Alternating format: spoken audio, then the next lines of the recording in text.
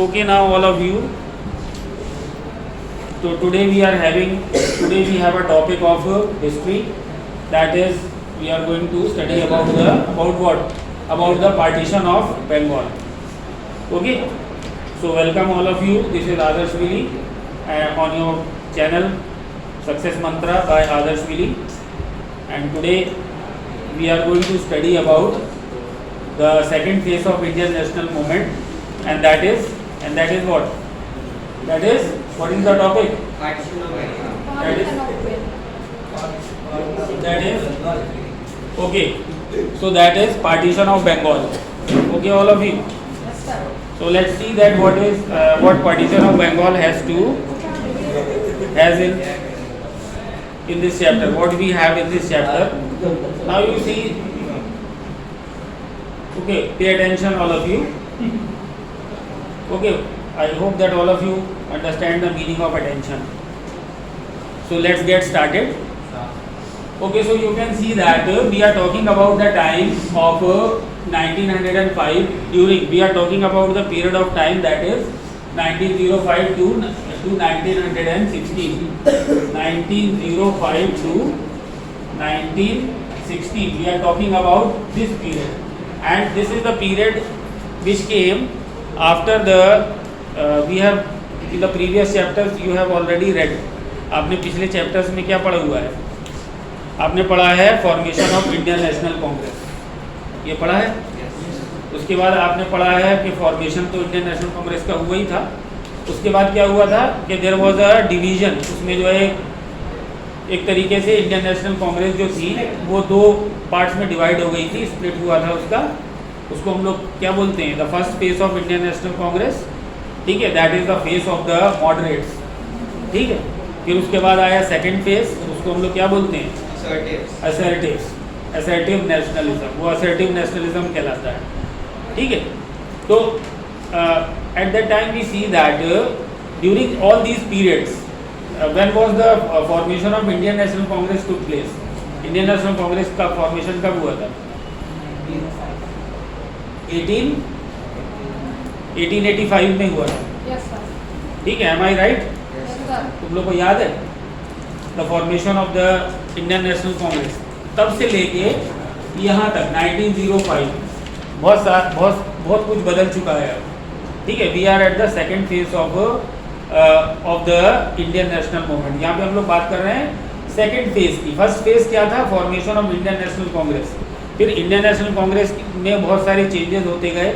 Indian National Congress जो थी वो दो पार्ट्स में डिवाइड हुई, ठीक है। मॉडरेट्स का पीरियड ख़त्म हुआ, फिर एक्सट्रीमिस्ट का पीरियड आया, ठीक। अब उसके बाद जो था, but what was the impact of these things on public, यानी जो हमारे इंडियन सिटीजन्स थे, इंडिया के जो मेन लोग हैं वो कहाँ रहते हैं? वो इंडिया में रहते हैं। Very smart answer. तो वो इंडिया में तो रहते ही हैं, लेकिन जो मेन पॉपुलेशन हमारी आज भी है वो गाँव में रहती है। कहाँ रहते हैं लोग? ज़्यादातर 80% ऑफ पॉपुलेशन जो है वो हमारी आज भी गांव देहातों में ही रह रही है, ठीक। तो वो कैसे लोग हैं? आज भी उनको, आज की डेट में भी हम लोग कह सकते हैं कि शिक्षा जो है उन तक पूरी तरह से पहुंच नहीं पाई है ना। तो तुम उस समय की बात करो, 1905 यानी आज़ादी से भी बहुत साल पहले की बात। तो उस समय जो है वो इंडिया की कंडीशन कैसी रही होगी? क्या लोग पॉलिटिकल अवेयर थे उस समय? क्या उनको पॉलिटिक्स के बारे में कुछ मालूम था? क्या उनको ब्रिटिशर्स जो वहाँ पे इंडिया में कर रहे हैं उसके बारे में क्या उनको कुछ मालूम होना चाहिए था? उनको कुछ भी जानकारी नहीं थी। उनको यही नहीं मालूम था कि पॉलिटिक्स होती क्या है, ठीक है, एडमिनिस्ट्रेशन होता क्या है। तो बहुत सारी ऐसी चीज़ें थी, लेकिन धीरे धीरे क्या हो रहा था कि लोग एजुकेटेड हो रहे थे। क्योंकि यू कैन सी, अगर तुम पीछे जाओ, थोड़ा ही सा पीछे जाओ आप, इंडियन नेशनल कांग्रेस का जो सेकंड फेज है इंडियन नेशनल कांग्रेस का, वहाँ पे क्या हो रहा था? जो लीडर्स थे उन लोगों ने स्कूल्स खोले, एजुकेशन दिया, ठीक है। इंग्लिश में भी एजुकेशन चल रहा था, at the same time Hindi में भी एजुकेशन चल रहा था। उसका फ़ायदा जो है वो क्या हो रहा था कि जो देश की जो यूथ था वो लोग जो है अब पढ़ा लिखा है, हमारे पास एक ऐसा तबका था, या कह सकते हो कि हमारे पास ऐसे लोग थे जो पढ़े लिखे थे, वो अखबार पढ़ सकते थे, उनको मालूम था पॉलिटिक्स क्या है। तो अब यहाँ पर जो है वो सही तरीके से जो है ब्रिटिशर्स का विरोध जो है वो शुरू हो गया था। और उसमें भी अगर हम लोग देखें तो बंगाल की हम लोग बात कर रहे हैं यहाँ पे, we are talking about the partition of Bengal. तो बंगाल एक ऐसा स्टेट था जो कि उस समय बहुत बड़ा था, ठीक है। और वहाँ के लोग जो थे उस समय सबसे ज़्यादा पॉलिटिकल अवेयर थे और वो सबसे ज़्यादा पढ़े लिखे थे, ठीक है। जैसे तुम रविन्द्रनाथ टैगोर की बात कर लेते हो, तुम सुभाष चंद्र बोस की बात करते हो, ठीक है। ये सब लोग कहाँ से आ रहे थे? सुरेंद्र नाथ बनर्जी उस समय कहाँ से आए थे? ये सब बंगाल से आए थे। दादा भाई नौरोजी, ठीक है, वो गुजरात के थे, दादा भाई नौरोजी। लेकिन यहाँ पर जो मोस्टली जो सबसे ज़्यादा, अगर तुम लोग ये कह सकते हो कि उस समय इंडिया का जो सबसे ज़्यादा जो एक तरीके से पॉलिटिकली एजुकेटेड स्टेट था वो कौन सा था? बंगाल था। तो सबसे ज़्यादा विरोध जो है वो कहाँ से हो रहा था? यानी अंग्रेज़ों की सबसे ज़्यादा, ब्रिटिशर्स को सबसे ज़्यादा विरोध जो है वो ब्रिटिशर्स का कहाँ से हो रहा था? बंगाल से हो रहा था। तो अब जो है ब्रिटिशर उस समय जो Lord Curzon, he was the voice Roy of India, India के जो वॉइस रॉय थे वो कौन थे? लॉर्ड कर्जन थे। एक तरीके डिक्टेटर नहीं, वो एक्चुअली में एक रिप्रेजेंटेटिव होता था। जैसे आज हमारे यहाँ तुम ये कह सकते हो राज्यपाल होता है स्टेट में, हर स्टेट में एक राज्यपाल होता है, गवर्नर होता है, तो वो सारे स्टेट्स के अफेयर चलाता है। मतलब जितना भी कामकाज होता है उसमें गवर्नर के सिग्नेचर होते हैं। तो उस समय जो था ये पोजीशन किसको मिली हुई थी? वॉइस रॉय को मिली थी।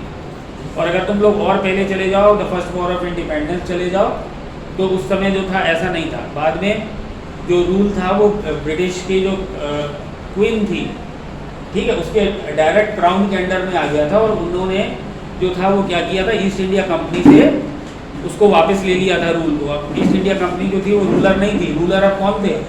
ब्रिटिशर्स थे। यानी कि डायरेक्टली ब्रिटिशर जो थे वो उसके रूलर बन गए थे, ठीक। तो अब क्या होता है कि उन्होंने वॉइस रॉय हर स्टेट में अपॉइंट कर रखे थे। तो यहाँ पर क्या हो रहा है कि लॉर्ड कर्जन जो था वो ये चाहता था कि किसी तरह से इस यूनिटी को तोड़ा जाए। तो पार्टीशन ऑफ बंगाल के पीछे मेन उद्देश्य क्या है? What is the main motive? तो यही हम लोग आज देखने वाले हैं कि इसके पीछे जो है हमारा, इनका मोटिव क्या था, क्यों ये चाहते थे कि पार्टीशन हो जाए बंगाल का, और उसकी क्या मोटिव्स थे और उन्होंने बताया क्या और उनका असली मोटिव क्या था। तो दैट इज़ आवर चैप्टर। तो यहाँ पर क्या हो रहा है? That is the partition of Bengal. अब यहाँ पे जो फर्स्ट पॉइंट है ये आप देख रहे हो, that is the largest and the most populous state of India. पहला पॉइंट हम लोग इस पे डिस्कस करने वाले हैं कि बंगाल जो था that was the largest and the most popular state of India. मतलब वो लार्जेस्ट स्टेट था उस समय, और मोस्ट पॉपुलस का मतलब सबसे ज़्यादा पॉपुलेटेड था, यानी वहाँ की जनसंख्या भी सबसे ज़्यादा थी। और सबसे बड़ी बात थी कि वहाँ के ज़्यादा से ज़्यादा लोग एजुकेटेड थे, वो समझते थे कि वहाँ पे क्या हो रहा है। तो इसलिए ये एक स्टेट ऐसा था जो ब्रिटिशर्स के लिए खतरा बन सकता था, ठीक है ना। तो उसको जो है अलग करना बहुत ज़रूरी था। दूसरा क्या था? Lord Curzon announce the partition of Bengal in 1903। अब तुम देख रहे हो कि इसको, इस यूनिटी को ख़त्म करने के लिए, इस चीज़ को ख़त्म करने के लिए लॉर्ड कर्जन ने क्या करा था? यहाँ पे देखो ये सेकंड पॉइंट में दिया हुआ है, Lord Curzon announce the partition of Bengal in 1903, यानी 1903। 1903 में उसको अनाउंस तो कर दिया, लेकिन उसका इम्प्लीमेंट वो 1905 में ही कर पाए। यानी उनको 2 साल क्यों लग गए ऐसा करने में? समझ गए? 1903 में उन्होंने ये अनाउंस कर दिया था कि पार्टीशन ऑफ बंगाल हम लोग इसलिए कर रहे हैं। उन्होंने रीज़न क्या दिया था? ये रीज़न दिया था एडमिनिस्ट्रेटिव कन्वीनियंस। एडमिनिस्ट्रेटिव कन्वीनियंस का मतलब क्या होता है कि अगर स्टेट बहुत बड़ा होगा तो उसका एडमिनिस्ट्रेशन करना मुश्किल होगा, समझ गए? तो एडमिनिस्ट्रेशन का मतलब समझते हो ना, उसको चलाना मुश्किल होगा। अगर आपके पास बहुत ज़्यादा एक बड़ा एरिया है तो उसको आप कैसे मॉनिटर करोगे, कैसे वहाँ के लोगों का विकास करोगे? तो ये उन्होंने ये एक तरीके से लोगों को बताया कि हम लोग इसको जो है वो इसलिए अलग करना चाहते हैं। पार्टीशन ऑफ बंगाल, हम लोग पार्टीशन का मतलब समझ रहे हो? बंगाल को 2 पार्ट्स में डिवाइड करना चाहते हैं। पार्टीशन का क्या मतलब है कि उसको 2 पार्ट में डिवाइड करना चाहते थे। एक ईस्ट बंगाल बनाना चाहते थे और एक वेस्ट बंगाल। ईस्ट और वेस्ट बंगाल वो बनाना चाहते थे। क्यों चाहते थे? रीज़न क्या दे रहे हैं? एडमिनिस्ट्रेटिव कन्वीनियंस, यानी कि उसको चलाने के लिए उनको जो है एडमिनिस्ट्रेशन करने में प्रॉब्लम हो रही है। अगर एक 30 बच्चे की क्लास एक टीचर को दे दी जाए तो बड़े आराम से वो उसको मैनेज कर सकता है, लेकिन अगर 80 बच्चे की क्लास दे दी जाए उसको तो टीचर को पढ़ाने में मुश्किल होगी कि नहीं? तो होता क्या है फिर हम क्या बोलेंगे कि हम बोलेंगे कि ठीक है भाई हम 40 स्टूडेंट की 2 क्लासेस बना देते हैं, तो इसको पढ़ाने में, इसको मैनेज करने में, अटेंडेंस लेने में और बहुत सारे काम करने में हमको क्या हो जाएगी, सुविधा हो जाएगी। ठीक है कि नहीं? तो यही वो लोग कह रहे थे कि उसको एडमिनिस्ट्रेशन करने में, यानी इतनी बड़ी स्टेट को चलाने के लिए हमारे लिए बहुत मुश्किल है, इसलिए हम इसको 2 पार्ट्स में डिवाइड कर रहे हैं, ईस्ट बंगाल और वेस्ट बंगाल, और इसके बाद जो है यहाँ के लोगों का विकास और अच्छे से हो पाएगा। ठीक है कि नहीं? तो ये उन्होंने बताया था, एडमिनिस्ट्रेटिव कन्वीनियंस हम करना चाहते हैं, इसको उन्होंने 1903 से ही शुरू कर दिया था इस बात को कहना कि हम लोग इसको पार्टीशन कर रहे हैं। अब यहाँ पर उन लोग को इम्प्लीमेंट कब कर पाए वो 1905 में। 2 साल क्यों लग गए? 2 साल लगने का कारण क्या था? क्योंकि वहाँ के जो लोग थे बंगाल के, वो इतने ज़्यादा अवेयर थे कि उन्होंने इस चीज़ को माना नहीं, उन्होंने इसका विरोध शुरू कर दिया। ठीक है नहीं, लोगों ने जो है क्या करा, उसका विरोध किया, उन्होंने उसको एक्सेप्ट नहीं करा, क्योंकि वहाँ पे जो मेजॉरिटी ऑफ पॉपुलेशन, अगर हम लोग बात करते हैं तो मेजॉरिटी ऑफ पॉपुलेशन जो थी बंगाल में, कौन लोग रहते थे? 2 पॉपुलेशन थी वहाँ पे, हिंदूज और मुस्लिम्स की। ठीक है, 2 तरह के लोग रहते थे वहाँ, हिंदूज और मुस्लिम, और ये लोग इतने घुल मिल के रहते थे कि आप पता भी नहीं कर पाओगे कि ये हिंदू मुस्लिम अलग अलग धर्म के लोग हैं। ये तो धार्मिक जो ये अब डिवीज़न हो गया है, ये ब्रिटिशर्स ही करके गए हैं। तो यहाँ पर लोग क्या बता रहे हैं, इसके पीछे उनका रियल मोटिव क्या है? यहाँ तो वो ये बोल रहे हैं कि हम लोग एडमिनिस्ट्रेशन के लिए, यानी अच्छे से उसको चलाने के लिए हम लोग कर सकते हैं। जैसे कि आपको अगर हम लोग, अच्छा एडमिनिस्ट्रेशन होने का मतलब ये होता है कि आपकी सड़कें अच्छी होंगी, आपके यहाँ एजुकेशन अच्छा मिलेगा, मेडिकल फैसिलिटीज़ अच्छी मिलेगी।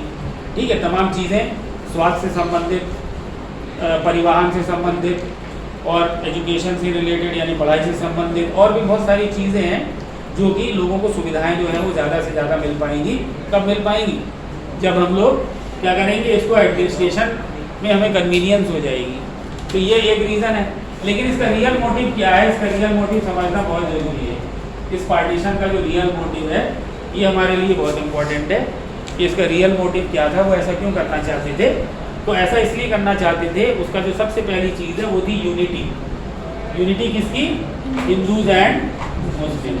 ठीक है, पहले कोई भी ऐसा, भारत बहुत समय से, जिस समय ब्रिटिशर्स इंडिया में आए थे उस समय हिंदू मुस्लिम के बीच में कोई विवाद था ही नहीं, कभी था ही नहीं इस चीज़ के बारे में। वो बहुत यूनाइटेड रहते थे, भाईचारे से भाई भाई रहते थे, जैसे भाई भाई रहते हैं। तो ये यूनिटी जो थी वो क्या होती थी, अंग्रेज़ों को बहुत खलती थी कि इन लोगों को अगर हम लोग अलग अलग कर दें तो इनसे फिर लड़ना हमारे लिए आसान हो जाएगा। समझे कि नहीं? इकट्ठे हैं सारे लोग, तो उनसे एक साथ लड़ना इनके लिए पॉसिबल नहीं हो रहा था।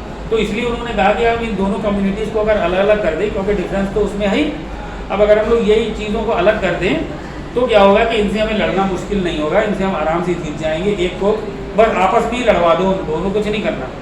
उन्हें करना सिर्फ इतना ही था कि हिंदूज़ को मुस्लिम से लड़वा दो, मुस्लिम को हिंदू से लड़वा दो। तो इसलिए सबसे पहले उनको एक पक्ष को हाथ में लेना बहुत ज़रूरी था। ठीक है कि नहीं? और तो उन्होंने किसको चुना? क्योंकि वहाँ पे मुस्लिम पॉपुलेशन ज़्यादा थी। ठीक है, बंगाल में मुस्लिम पॉपुलेशन ज़्यादा थी, तो उन्होंने मुस्लिम से ये बोला कि हम तुम्हारे लिए एक अलग स्टेट बनाएंगे जो ईस्ट बंगाल बनने वाला है। ठीक है, हम उसको 2 में डिवाइड कर देंगे, और ईस्ट बंगाल जो बनने वाला है उसमें सिर्फ मुस्लिम्स रहेंगे, हिंदू नहीं रहेंगे उसमें। समझ गए? तो अगर मान लीजिए कि अगर सिर्फ मुस्लिम्स ही वहाँ पे रहते हैं तो वो अपने हिसाब से रह सकते हैं। ठीक है कि नहीं? तो इस बात के लिए जब उन्होंने बोला तो क्या हिंदू मुस्लिम्स तैयार हो गए? वो बिल्कुल तैयार नहीं हुए इस चीज़ के लिए। उन्होंने बोला हमको ऐसा कुछ नहीं है, हिंदू मुस्लिम जो है वो एक ही है, हम लोग को अलग अलग नहीं जाना है। ठीक है, तो इनका जो रियल मोटिव क्या था, वो that was to break the unity of the Hindus and Muslim during the, क्योंकि ऐसा हुआ था कि हम लोग बात करते हैं फर्स्ट वॉर ऑफ इंडिपेंडेंस की। ठीक है, फर्स्ट वॉर ऑफ इंडिपेंडेंस जब हुआ था तो उस समय हिंदू और मुस्लिम ने मिलकर ही लड़े थे ये। ठीक है कि नहीं? तो यहाँ पर तुम देखते हो कि अगर हम लोग कहीं की भी इतिहास उठा के देख लो, अगर झांसी का ही देखो तुम, तो झांसी में तुम देखते हो कि यहाँ पर जो मेन जो लोग थे, जैसे कि तुम लोग गुलाम रोज खां का नाम सुना होगा तुम लोग, ये कौन थे? मुस्लिम्स तो थे। तो क्या हिंदू मुस्लिम अलग अलग सोचते थे अपने आप को? वो जो थे वो ऐसा सोचते ही नहीं थे, धर्म के बारे में वो लोग सोचते ही नहीं थे। समझे कि नहीं? कोई ना हिंदू सोचते थे ना मुस्लिम सोचते थे, उनके अंदर एक यूनिटी थी। और जो फर्स्ट वॉर ऑफ इंडिपेंडेंस हुआ था उसमें इंडियंस के जीतने का कारण ही ये था कि वो लोग एक होकर लड़े थे, मतलब एक ही थे, वो अलग अलग तो थे ही नहीं। तो बस इसी यूनिटी को उनको तोड़ना था। उनको यही डर था कि अगर दोबारा कभी इन लोग ने हमारे साथ इसी तरह का हुआ और विद्रोह हुआ तो जो है ये लोग हम पे भारी पड़ेंगे। लेकिन अगर इनको हम लोग तोड़ दें, आपस में हिंदू मुस्लिम्स को अलग कर दें, तो ये हम इनसे आराम से लड़के जीत सकते हैं। फिर क्या था, इन लोगों ने सबसे पहले देखा कि अगर ये मुस्लिम कम्युनिटी को उन्होंने देखा, तो मुस्लिम कम्युनिटी को उन्होंने ये पाया कि मुस्लिम कम्युनिटी के पास सुविधाएं कम हैं, ठीक है, क्योंकि वो लोग एजुकेशन नहीं लेते लेकिन वो दूसरी कामों को ज़्यादा करते हैं। एजुकेटेड नहीं मिलेंगे लेकिन वो दूसरे कामों को ज़्यादा करते हैं। उस समय कुछ ज़्यादा भी था। तो यहाँ पर क्या बोल रहे हैं, win over the Muslim and make them loyal supporters. तो उन्होंने कहा कि अगर हम लोग मुस्लिम्स को अपनी साइड मिला लें और उनको ये बोले कि देखो भाई, अगर तुम्हें हम अलग कर देते हैं तो तुम अपने हिसाब से रह सकते हो, तुम अपने हिसाब से पढ़ सकते हो, अपने हिसाब से बहुत सारी चीज़ें जो तुम कर सकते हो, तुम लोगों के लिए हम ये कर रहे हैं, क्योंकि अगर तुम हिंदूज़ के बीच में रहोगे तो तुम्हारा कभी भी कल्याण नहीं हो पाएगा, यानी कि तुम कभी भी प्रोग्रेस नहीं कर पाओगे, क्योंकि ये तुमसे हर क्षेत्र में आगे हैं। इनके पास पैसा ज़्यादा है, नौकरियाँ सारी इनको मिलती हैं, एजुकेटेड ये ज़्यादा हैं, हर एक चीज़ जो है इनके पास है, तुम्हारे पास कुछ नहीं है। तो अगर हम तुमको अलग कर देते हैं, तुम्हें एक अलग स्टेट दे देते हैं, तो वहाँ पे तुम रहोगे, नौकरी भी तुम्हारी, पढ़ाई भी तुम्हारी, बिजनेस भी तुम कर रहे हो, वो भी कर सकते हो, तुम्हारा कोई कॉम्पिटिटर नहीं रहेगा, तुम्हें बस आपस में ही करना है। तो इस तरह से इन लोग क्या चाहते थे, they wanted to make the Muslim as a loyal supporter of the British. और ऐसा करके जब उन्होंने उनको ये बताया कि तुम लोगों को क्या क्या फ़ायदे होने वाले हैं, तो क्या मुस्लिम्स जो थे वो तैयार हो गए? बिल्कुल तैयार नहीं हुए। उन्होंने कहा कि हमें इससे कोई मतलब नहीं है, हमने वो सोचते नहीं थे ऐसा, ठीक है। मुस्लिम्स को इसलिए उन लोग ने टारगेट किया था क्योंकि जो मुस्लिम्स जो थे वो वहाँ पे संख्या में ज़्यादा थे ना, तो इसलिए उनको वो अलग करना चाहते थे।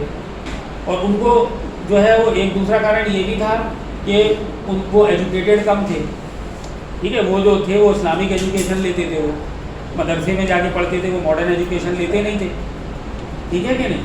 तो उनको एक तरीके से अपने उसमें करना ज़्यादा उनके लिए आसान था, क्योंकि जो ब्रिटिशर्स आए थे तो ब्रिटिशर्स ने ये राज्य किससे जीता था? उस समय जो था जो मुगल्स थे, ये मुगल्स के अंडर में था ना पहले इंडिया, इतने सालों से मुगल्स रूल कर रहे थे, तो मुस्लिम्स की कंडीशन जो थी वो बहुत अच्छी बेटर थी।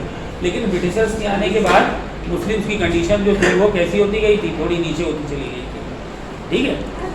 तो यहाँ पर वो लोग ये चाह रहे थे, इसलिए उन लोगों को मुस्लिम्स का सपोर्ट चाहिए था। और बंगाल की, और अगर हम लोग बंगाल की बात करें तो वहाँ पे मुस्लिम्स जो थे वो ज़्यादा थे, हिंदूज कम थे, मतलब रेशियो में। उसके बाद यहाँ पर वो क्या चाहते थे कि मुस्लिम्स को अपनी तरफ मिला लें, ठीक है। तो उन्होंने क्या करा, देवर द मास। और एक चीज़ और थी, वो ऐसा क्यों करना चाह रहे थे, क्योंकि वो हिंदुस्तान के लोगों को ये बताना चाहते थे कि हम कौन है, वी आर द मास्टर, मालिक हम हैं, और हम जैसा चाहेंगे हम वैसा करेंगे। मालिक को अपने आप को समझते थे, ठीक है, और वो थे भी, क्योंकि रूलर तो वही थे। तो ये साबित करना चाहते थे कि वी आर द मास्टर्स, हम जो है मालिक हैं, और हम जो है जैसा चाहेंगे वैसा हम कर सकते हैं, और आप हमको जो है रोक नहीं पाओगे, ठीक है। अब क्या हुआ कि जब ये अनाउंसमेंट हुआ 1903 में, इनने अनाउंसमेंट कर दिया कि हम इसको पार्टीशन करेंगे। तो ये जो 2 साल का जो पीरियड था, इसमें कौन कौन सी घटनाएं घटी ऐसी जो कि हमारे लिए इम्पोर्टेंट है। तो जब ये अनाउंसमेंट हो जाता है तो क्या होता है, पब्लिक का क्या रिएक्शन था, वहाँ के लोग खुश हो गए क्या, मुस्लिम क्या खुश हो गए? उन्होंने बोला कि हाँ बहुत अच्छी बात है, हमको एक अलग रहने को मिल रहा है। ऐसा नहीं है, उन लोग ने क्या बोला, ये जो 10 अक्टूबर 1905 को ये पार्टीशन हुआ था, was declared as the day of mourning. तो उन लोग ने बोला कि ये दिन हमारे लिए एक ब्लैक डे के रूप में इन्होंने उसको बनाया, यानी कि मातम दिवस जिसको बोलते हैं ना हम लोग, मातम मना रहे हैं। तो उस दिन जो है मातम मनाया गया इस बात का कि हमको जो है अलग करा गया है हिंदूज और मुस्लिम्स को, मतलब पार्टीशन ऑफ बंगाल जो है, तो उसको जो है एक मॉर्निंग, ठीक है, डे ऑफ मॉर्निंग, मतलब कि आप जो है उसमें उन लोगों ने मातम मनाया, नहीं दुख मनाया, शोक मनाया, शोक दिवस के रूप में उसको मनाया हम लोग ने, इसको 10 अक्टूबर 1905, ठीक है। दूसरी बात क्या है कि तुम्हें मालूम है कि भाईचारे के लिए राखी जो है वो बांधी जाती है, किसके लिए, रक्षा करने के लिए। तो वहाँ पे हिंदूज ने मुस्लिम्स को राखी बांधी, मुस्लिम्स ने हिंदू को राखी बांधी, इस बात के सबूत के लिए कि हम जो है वो भाई एक दूसरे की रक्षा करेंगे, ठीक है, हम लोग भाई हैं, और हम लोग जो है वो सिंबल ऑफ ब्रदरहुड के रूप में उन लोग ने किसको चुना? राखी। राखी बांध के एक दूसरे से प्रॉमिस किया कि हम लोग कभी अलग नहीं होंगे और एक दूसरे के साथ भाइयों की तरह ही रहेंगे। उसके बाद क्या हुआ? The people decided to use the swadeshi and boycott. उसके बाद लोगों ने ये प्रण किया कि वो क्या करने वाले हैं? They are going to use the swadeshi. ठीक है, उन लोगों ने इस बात का प्रण लिया कि हम लोग जो है वो स्वदेशी ही अपनाएंगे। ठीक है, स्वदेशी अपनाएंगे और वही हम लोग करेंगे। और ये बाइकॉट, तो मालूम है कि ये बाइकॉट का क्या मतलब होता है? बाइकॉट का मतलब होता है कि जो ब्रिटिश गुड्स जो थे, ब्रिटिश सामान जो थे उसको वो लोग नहीं यूज़ करेंगे, बल्कि क्या करेंगे? What they are going to do? They are going to use the swadeshi. अपने देश में बने सामान को हम लोग यूज़ करेंगे और हम लोग किसी चीज़ को और बाकी का यूज़ नहीं करेंगे। ठीक है, उसके बाद the cry of Vande Mataram, Vande Mataram के नारे लगे। ठीक है, तो लोगों ने जो है देखे व क्राई ऑफ वंदे मातरम, यानी तो मालूम है कि वंदे मातरम जो था उस समय, वंदे मातरम ये एक ऐसा मंत्र था जो कि लोगों में जोश ला देता था। ठीक है कि नहीं? उसके बाद Indian people realise the British motive. अब यहाँ पे क्या हुआ कि पहली बार ऐसा हुआ था कि लोगों को ब्रिटिश का रियल मोटिव पता चला। ठीक है, क्या था उनका ब्रिटिश का रियल मोटिव? आज तक उनको पता ही नहीं था, लेकिन बाद में उनको पता चला कि ब्रिटिशर्स का एक ही मोटिव है, वो है प्रॉफिट कमाना। इस देश में वो क्यों आए थे? इस देश में वो इसलिए आए थे कि वो यहाँ से प्रॉफिट कमाएं। ठीक है कि नहीं? तो इस तरह से यहाँ पर ये पहला ही केस है इसका, पार्टीशन ऑफ बंगाल का। जो मेन पॉइंट्स हैं अब एक बार फिर से सुन लो। That is India, partition of Bengal. ठीक है, रीजंस क्या है? India and the most largest and the most populous state of India, because Bengal was the largest state and also the most populous state. Secondly, the partition of Bengal was announced in 1903, and what reason was given? The reason that was given was for the administrative convenience. ठीक है, they wanted to prove that it is because of the administrative convenience. ठीक, then the implementation of the partition of Bengal came on the 10th October 1905. Okay. Now, what were the real motives? These were the motives which the Britishers have said that they are going to do, but these were the real motives. ये real motives कौन से हैं? The unity of Hindus and the Muslims during the first war of independence. The Britishers were afraid of the unity of the Hindus and the Muslims, and they wanted to break the unity.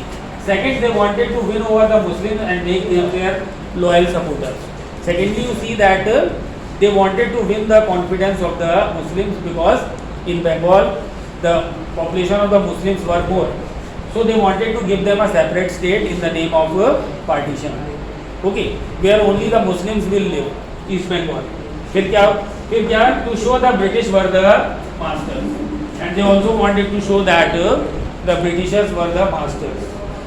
Okay, फिर What was the reaction of the public? Public का क्या reaction था? जो public थी उसका भी कुछ reaction होना चाहिए। तो पब्लिक ने क्या रिएक्ट किया था? पब्लिक ने रिएक्ट किया था, रिएक्शन ये था, they were against the partition. क्या वो उसका साथ दे रहे थे? They were against the partition. ठीक है, फिर क्या था? The 10th October 1905 when the declared as the day of mourning, यानी शोक दिवस के रूप में it was declared as the day of mourning. Okay. Then people tied Rakhi to each other symbolizing brotherhood. They tied Rakhi to each other. People decided to use Swadeshi and boycott. ठीक है, they decided to use the Swadeshi. ठीक है, and boycott the British goods.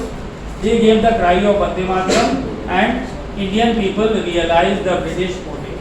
For the first time, they have realized that what was the motive of the British. Okay, so this is only a part of it, the first part of the chapter, and we are going to do the next part very soon. Till then, goodbye, keep watching and subscribe my channel